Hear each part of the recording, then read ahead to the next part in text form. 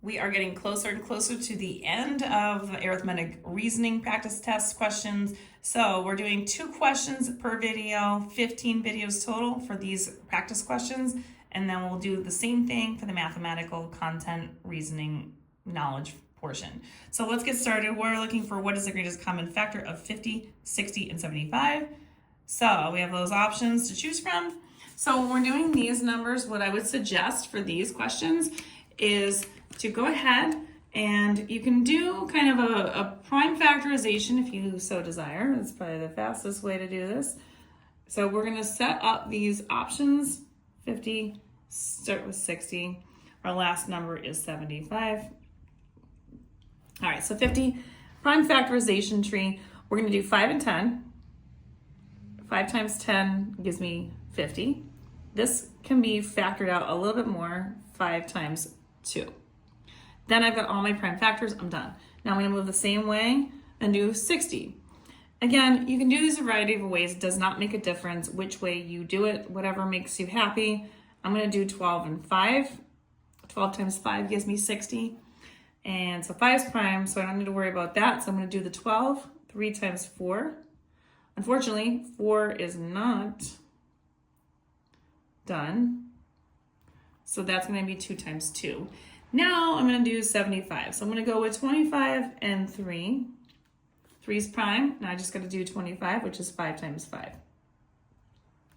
Now, I have got all of these things here. So I've got 5 times 5 times 2. Here I've got 5 times 2 times 2 times 3. Here I've got 5 times 5 times 3. So when we're looking at questions like these, and you're trying to find your greatest common denominator, greatest common factor, not denominator, my bad, I don't want to say that. You want to make sure that all those prime factors are situated. One factor of each of these has a set of 5s.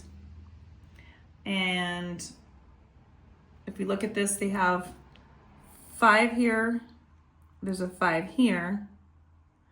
This doesn't have a set of 5. It's got 1 5, but not both 5. They all have 5 in it. So one's got a 5 in it. This one's got 2 5s in it. They don't all have the same amount though. So this has 2, this is 2, but this one only has 1.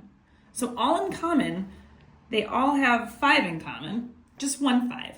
Now if I look at anything else, there's a 2 here. This has 2 2s, but this one doesn't have a 2. So that's not common. This one's got nothing else. This one's got 3, and this one's got 3, but the other one doesn't have a 3. So the only one thing they have in common is just that 1 5. So when I'm looking at my options to choose from, you can see that B is the only option I have here. That makes sense. So B is the correct answer for this one. Now let's go ahead and we're going to take a look at this question up here. So we have a $200 watch that's on sale for $160. What is the percent change of the price of the watch? Okay, so it started off as $200 and now it's down to $160, which means it's a decrease. So if I'm looking at my choice options, C and D are off the table. No way that's even happening. So now it comes down to 2 options here, 25% or 20%. So what we do when we're doing price change is we're always taking a look at this problem always is going to be the same setup, just so you're aware. So anytime you're doing percent change of any sort, you are always going to do the same formula no matter what. So what you're going to do is you're going to start off with what it currently was. We're going to take what it is minus what it currently was, and we're going to divide that by what it currently is. Or currently was, sorry. What it was originally, sorry. I guess that's what I should be saying. So we have 160, and we're going to subtract 200. That's the original starting value, which is a loss of 40, right? So you're getting $40 off. There's your negative. And then it's divided by 200. And so 40 divided by 200, again, that is a negative, so we'll talk about that in a second.